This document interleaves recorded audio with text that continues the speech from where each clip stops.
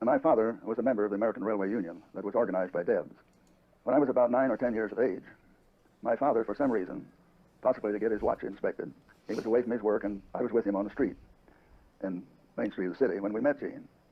And at that time, he showed an interest in me. He caressed me and talked to me and made such a profound impression upon me that I loved him from that moment. I had the rare good fortune of being in his company many hours. In this way, I came to learn quite a bit about Gene's philosophy and about some of the things that happened to him during his progress through organized labor and politics and so forth. In the history of the United States, only half a dozen people stand out as great leaders, great humanitarians. And I think Debs should be so recognized as one of the great, humane, lovable people that's come into the world.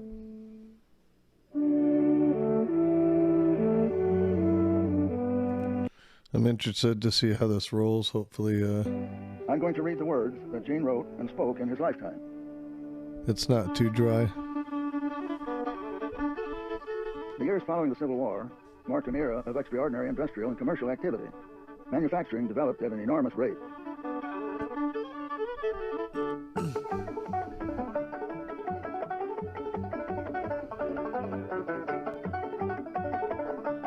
Jesus, that banjo's playing really fucking fast. The railroads were penetrating the Great West, and the population spread over the vast domain.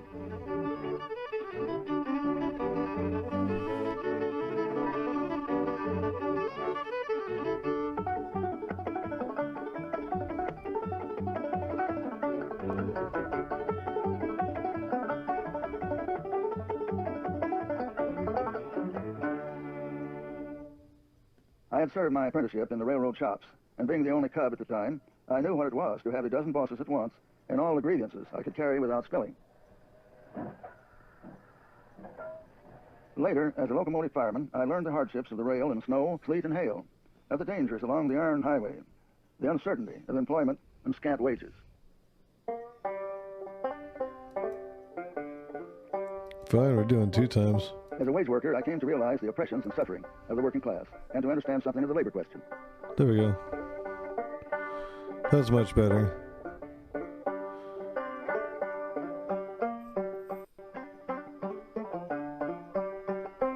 I ain't got time for all this in-between stuff. Say what you're gonna tell me. On February the 27th, 1875, I have to dual use one night. The local lodge of the Brotherhood of Locomotive Firemen was organized at Hell yeah. Indiana, and I was admitted as a charter member and chosen secretary.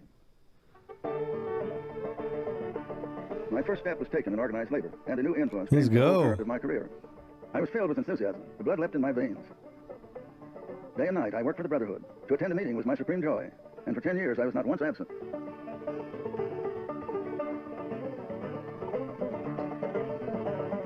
Strong unions. Then came the symptoms of congestion, the glutted markets, the clogging of productive machinery. Factories and workshops closed down. Good unions, strong unions can be a great thing, but unions need to have oversight too. Because some unions fucking suck. And if the NLRB is doing their job, then that should happen. The country swarmed with unemployed working men. The railroads reduced wages and discharged thousands. Discontent was brewing, and strikes were threatened by the idle workers. The trade union movement had organized during the years of industrial prosperity, and when the panic came, the strikes followed in rapid order.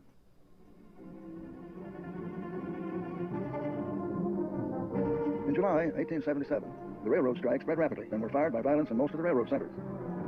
The Pittsburgh riots were the most disastrous in the loss of life and destruction of property.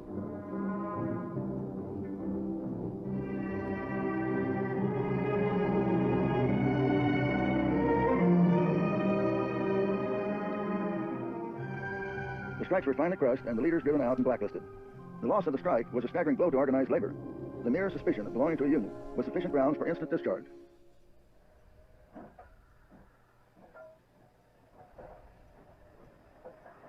And so I was spurred on in the work of organizing. My grip was always packed, and I was darting in all directions. To tramp through a railroad yard in the rain, snow, or sleet till daybreak, to be ordered out of the roundhouse for being an agitator, or put off the train, were all in the program. On May 1st, 1886, the general strikes for the 8-hour day broke out in various parts of the country. The murderous assaults upon peaceful meetings and the brutal clubbing of ordinary working men by the police of Chicago culminated on May the 4th, 1886, in the Haymarket riots of Chicago. Yeah, a lot of times, they talk about nonviolent protest and why is it that we don't, just go in balls out and just have violent protests. Other than, now I think that we've moved past it. But one of the big reasons is, and one of the big explanations behind it is that the state's always going to protect capital, which means that not only do you have to deal with the, company or industry that's screwing you over, they've got the cops that will act as their security for them. So you've got twice as much trouble to deal with, and it's insurmountable. So reacting with violence isn't always an effective means. I'm not sure if they're going to say that right here, but Debs talks about that at one point.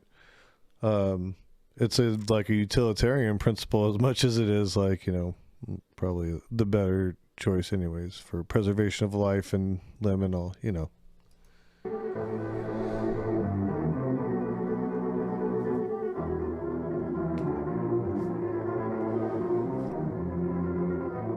outrageous execution of the anarchists on November the 11th of the following year was a fiendish plot to silence the agitation and press the movement for an 8-hour workday. So they were so that was the state acting as the arm of the of capital, going in and hanging the anarchist protesters who were fighting for their for labor rights, and because they were fighting for labor rights. In 1888, a strike occurred on the Burlington system involving all of its engineers and firemen and some of its brakemen and switchmen.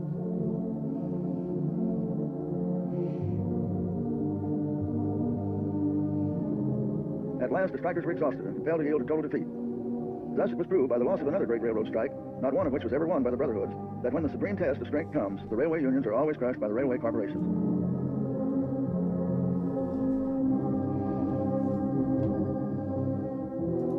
I can hire one half the working class to kill the other half. That's what the railroad owners were saying back then. I mean, that was their mentality on the situation. On the Burlington system involving all of its engineers and firemen and some of its brakemen and switchmen.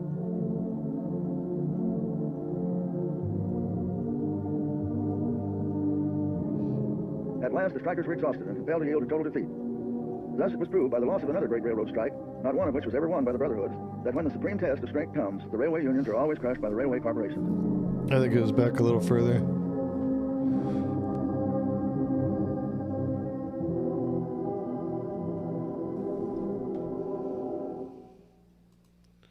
So Debs resigned from the Brotherhood, convinced that isolated craft unions could never win a strike.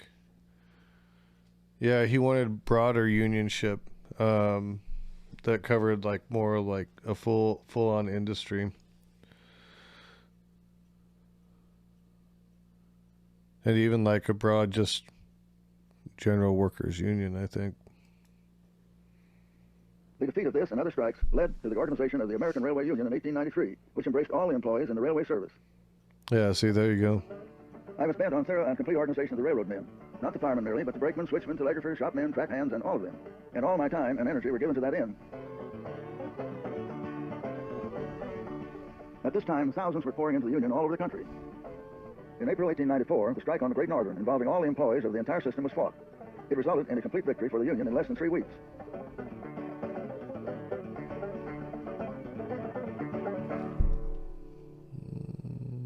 Yeah, oh shit, I want to see that.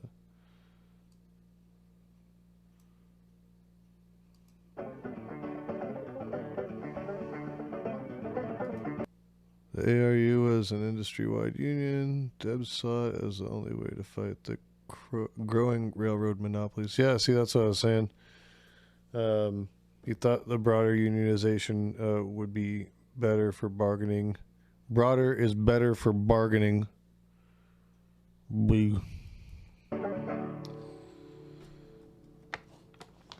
At that period in our history, there were hundreds of company towns scattered around over the country. Pullman had created such a town just outside of Chicago. He owned all the houses in this town. He owned the church. He owned the library. Every building in it belonged to Pullman. He owned the store where their purchases were made.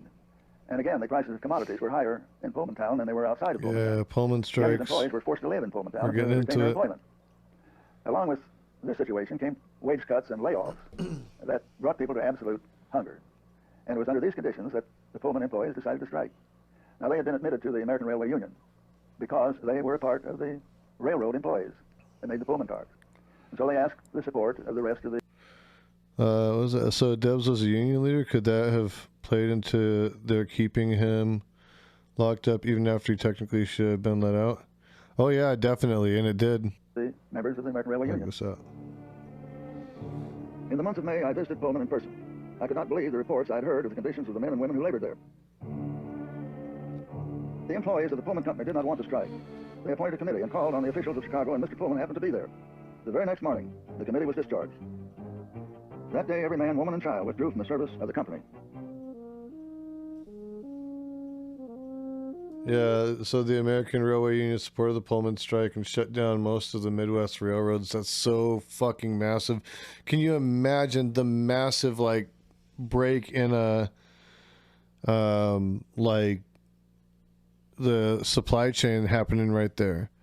You know? It's almost like we're experiencing a little bit of that again. Although not by strikes, just because of the issues at the ports with everything going on. Well, it's been COVID, it's been a lot of it, but that way. The Pullman Company, backed by the combined railway corporations, resolved to crush the Union. They had the United States Marshal of Illinois swear in an army of deputies. These deputies consisted of thieves, thugs, the worst element that had ever been turned loose on any city. As soon as the deputies began to operate, the trouble began. So they deputized criminals. Huh. What if you just deputize people and then let them do criminal acts and then don't do anything about it? Is that the same? Old hustle cars were fired, alarm bells tolled, the press volleyed and thundered, and all the wires sped the news that Chicago Stroke was in the clutch of a red mob.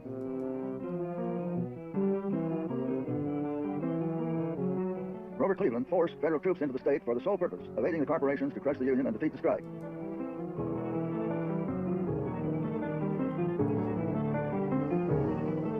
Injunctions flew thick and fast. I and the other leaders of the strike were arrested without charges and jailed without trial.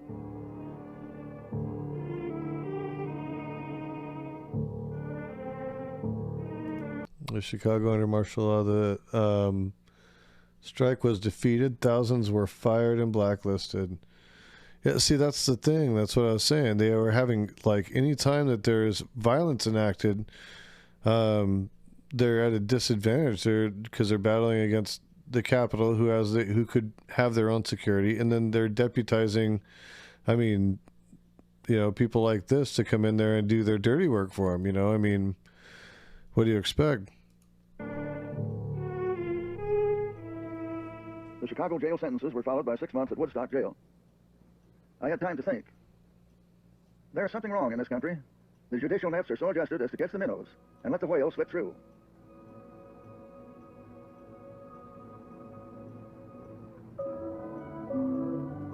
For 2 years after the Pullman strike, I was shadowed by railroad detectives.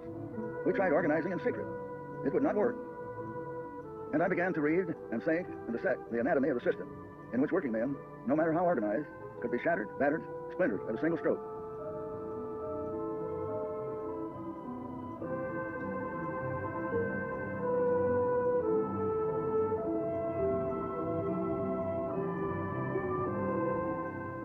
Now I ask this question, and it applies to the whole field of industry. If 100 workers work in a mine and produce 100 tons of coal, how much of that coal are they entitled to? Are they not entitled to all of it? If the worker who produces wealth is not entitled to it, who is?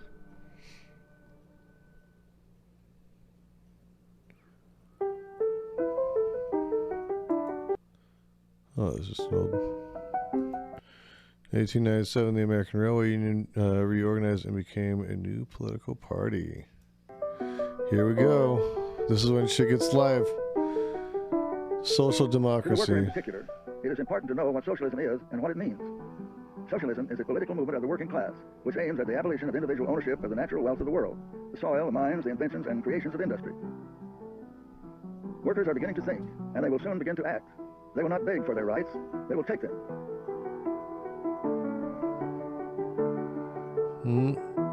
Nope, Debs joined with other socialists. They started the Socialists of America in 1901.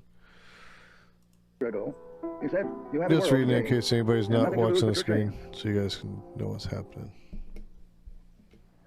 Debs was unlike any other speaker that I ever heard.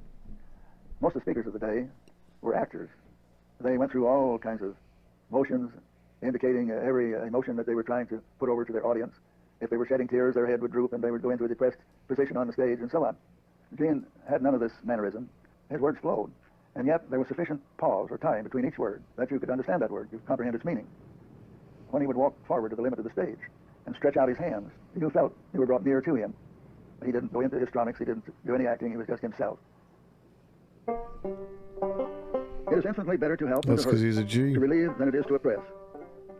But in this system, we have so little choice. Millions of workers, men, women, and children, have to fight each other for a chance to work and exist. And the most of them pass away in age without having known for a single hour the real joy of life.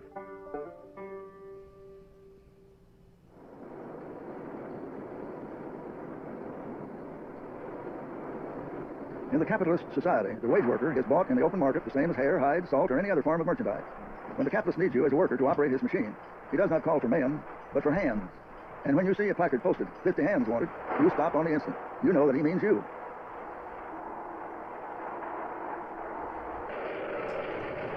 There it is.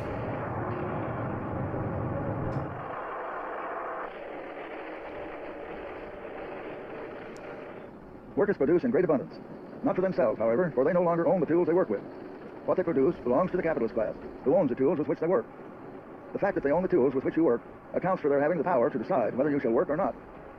You are at their mercy, as long as the tools are privately owned by the capitalist. Speak to me, Debs.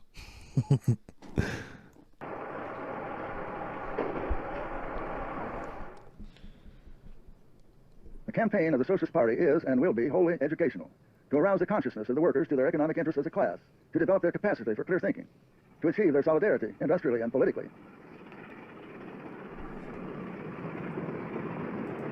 Yeah, Debs did campaign tirelessly, sometimes doing like 15 speeches in a day, getting around different parts of the country. It's exhausting, you know. I think it was a day, yeah. On the Little Red Express, I think is what it was called. In the United States, we are approaching the third revolution. The first destroyed the divine right of kings to rule and gave the colonies their independence. The second abolished chattel slavery and destroyed the right of property in human flesh. It is the historic mission of the third to wipe out the capitalist system and emancipate the working class. The Socialist Party, when I joined it, had all kinds of people in it. Most of the members of the Socialist Party knew very little about Marxian socialism. They came in for various reasons. Most of them came in because they read Bellamy's Looking Backward, or some utopian dream had implanted itself in their mind, and they thought it could be realized in the Socialist Party. There were ministers who felt that socialism would make it possible to practice the Christian ethic in everyday living. Many of the teachers that came into the movement thought by contact with the working people they could elevate their standards of culture. And of course the working... It's crazy to think about Christian socialists now because of the the big push on the evangelical right, but they're out there, and I think that they were at one time a very big part of the socialist movement. Kind of interesting how some of those sea changes happened, at least optically. People joined because at that time they were class conscious.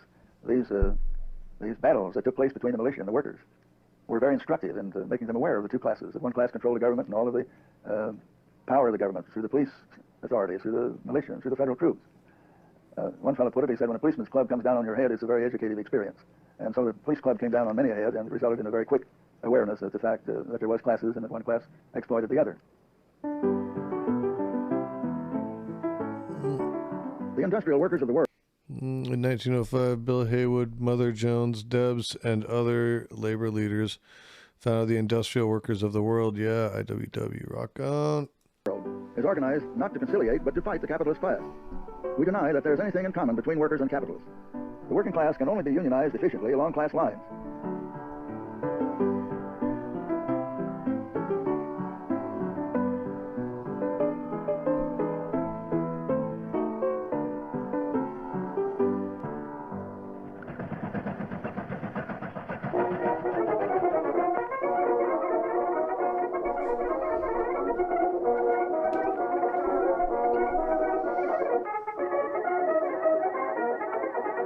Oh, there we go.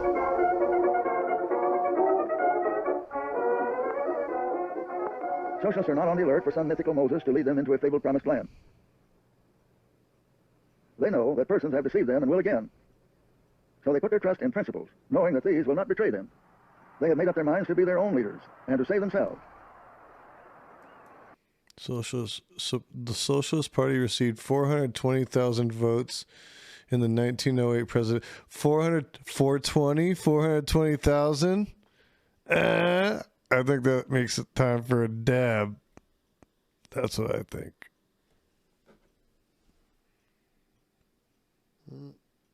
Yeah, there's still some in there. Rock and roll. It's dabbing time.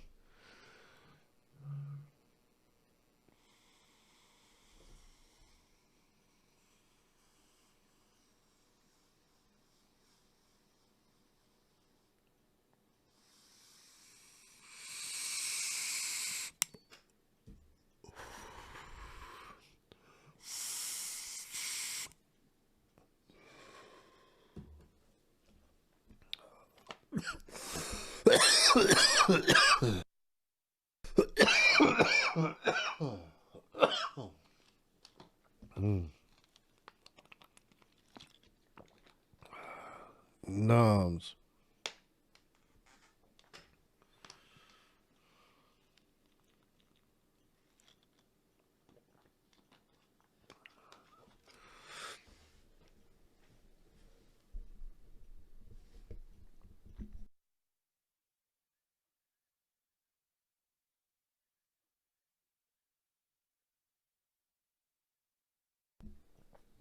All right. We need one more for good measure, though.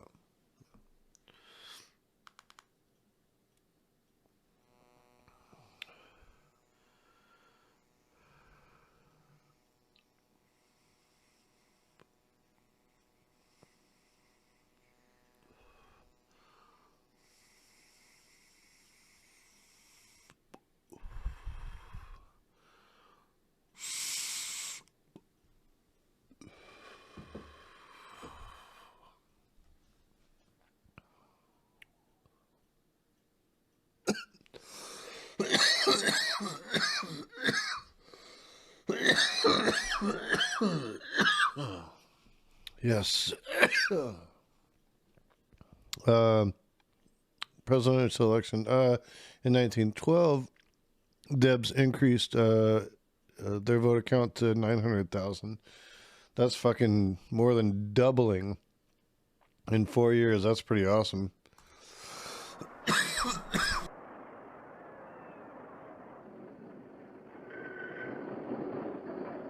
The labor question, which is really the question of all humanity, will never be solved until it is solved by the working class.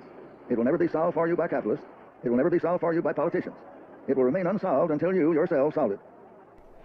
Hey, Raptor Jesus, what's cracking? Bah!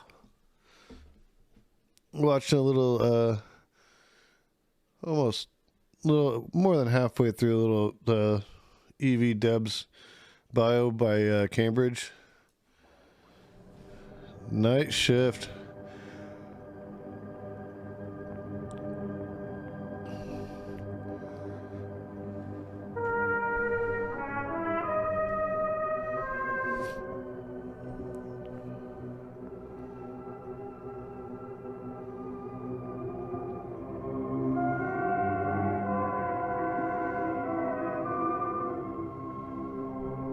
Love is all around for the Raptor Jesus.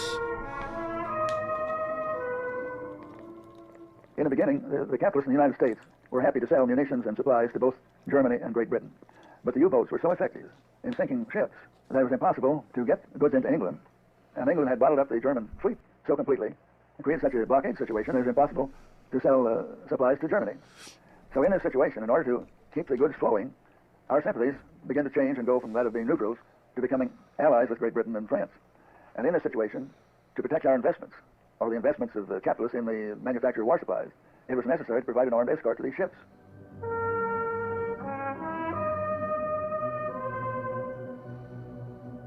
The great modern nations are capitalistic nations. They all take from their workers what they produce, and they have got to force it on to other nations. We have got to be prepared to force the surplus that we have taken from the workers upon the people of other nations. That is why we need an international market. That is why we must have a standing army.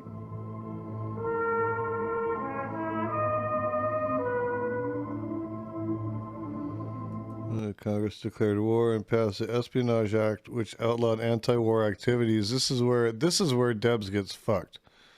I think he spends. I think this time it's like a year, but then there is at one point I think he's in jail for like 10 years or something, or got sentenced to. I don't think he had to serve that full thing. I'm not sure. We're gonna find out. It is one thing to fight for your country, and another thing to fight for Rockefeller's oil derricks. You never had a country to fight for, and never will have as much as an inch of one, as long as you're fool enough to make a target of your bodies for the profit and glory of your masters.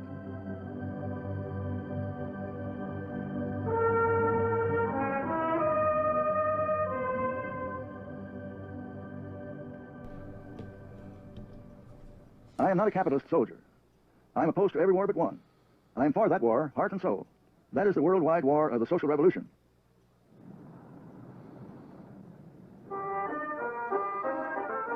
Now we're in Russia. My comrades, our hearts are with the Bolsheviks of Russia.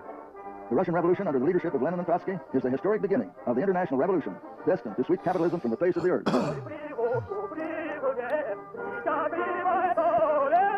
So far as the Russian proletariat is concerned, the day of the people has arrived. In June of 1918, I was arrested for a speech that I had delivered in Canton, Ohio. The judge sentenced me to 10 years in West Virginia. I know, because it's all fast like that. The government transferred me to its own federal prison at Atlanta on June 13th, 1919. I could slow it down a little bit, actually. It's I just did that because it was like the beginning was so fucking dragging.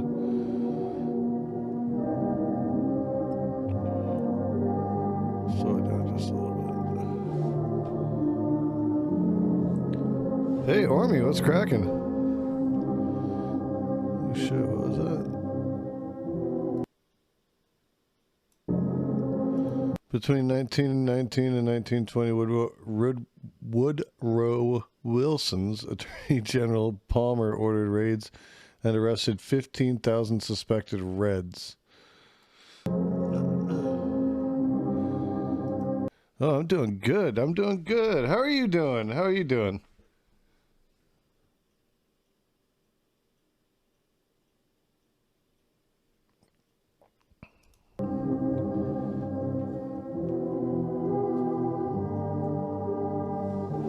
Rock and roll.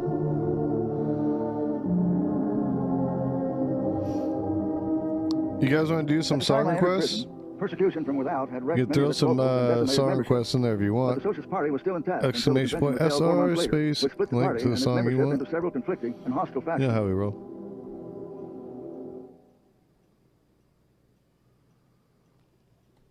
I admit the party has made mistakes, and that it is not today what I should like to see. Keep missing the little snippets. Party split. The party split to the formation of the Communist Labor Party and the Communist Party of America. Scheiße.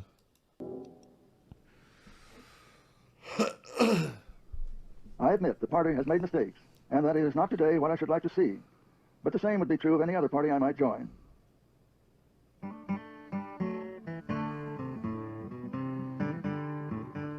When the time came for making the nomination for president in 1920, I was serving my sentence in Atlanta prison. I yielded to the wishes of the delegates in the convention held in New York City.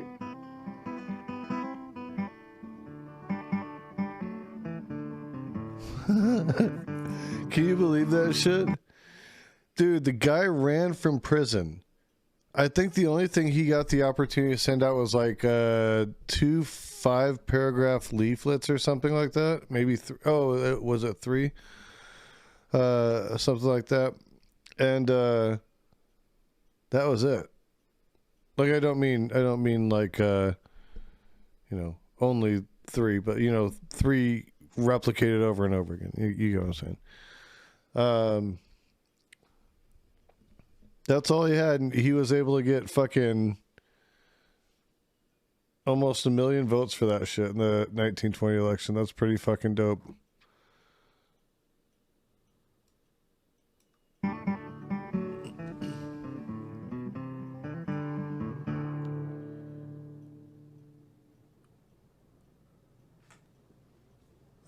President has commuted. Yeah, see, I didn't think he spent that whole time in there. President commuted the sentence of Eugene Debs to expire Christmas Day, 1921. Should be released accordingly. Boom. Activism worked. The demonstration that occurred upon my leaving the prison at Atlanta will abide with me till the last hour of my life. It was Christmas Day. The order for my release had come at last. For nearly 3 years, I had been the daily associate and companion of those souls. I had shared... Have I seen the Tucker Carlson documentary on the... No. I didn't have the stomach to sit down and watch it. He plays patriot, and then in his actions, he's anything but, It's kind of like, come on, man. Where's your... Well, I would say where's your credibility, but I don't count on him to have any in the first place. So, not expecting much there. Shared with them on equal terms in all things, and they loved me as I loved them. But the parting and the uncertainty of never meeting again struck our hearts with sorrow and regret. I felt as if I was deserting my friends, and a sense of guilt gripped my conscience. The guard simply opened the steel door in front of the signal from the warden. My brother Theodore had arrived to join me for the homeward journey.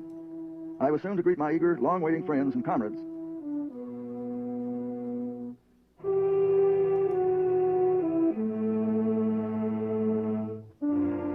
Midway in the reservation, we were halted. Yes, he's too lost in the sauce to have any credibility.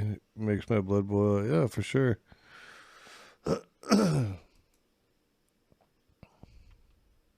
By what seemed a rumbling of the earth.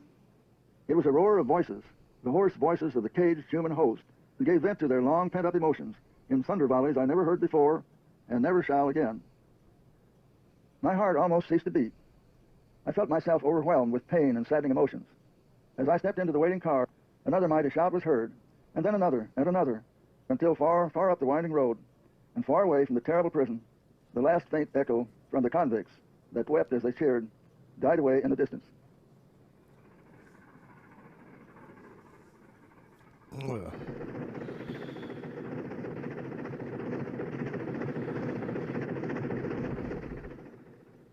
He's a grifter, though. He's doing it for money. He knows better. That's the difference.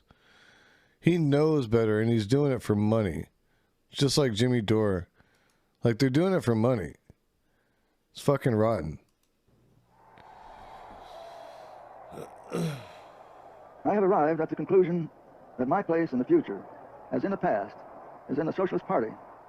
If the Socialist Party is not the revolutionary party it should be, it can be made so. To work, comrades, we have a party to rebuild, a press to restore in the service of the working class. There's room and need for us all.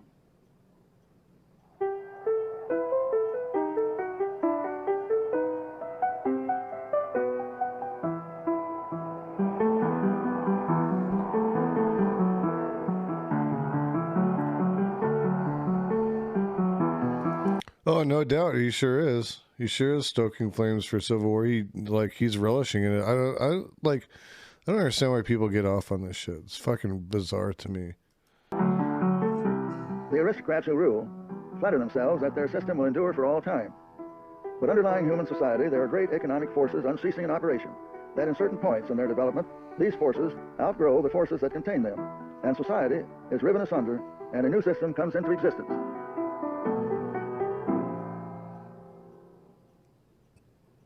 It is possible for me to see a system of society in which there is no upper class and no lower class. We are not going to exchange places with the capitalists and put him in the lower class. They may not know it. They may put us in jail. I am notifying them that their great-grandchildren will plant flowers where we sleep.